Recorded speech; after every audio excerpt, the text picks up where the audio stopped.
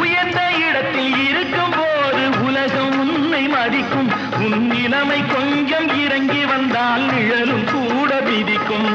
மதியாதார் தலைவாசல் மிதிக்காதே என்று மானமுள்ள மனிதனுக்கு அவ்வை சொன்னது.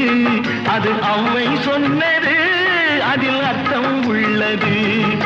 பரமசிவன் கழுத்தில் இருந்து பாம்பு கேட்டது, கருடா சௌக்கியம்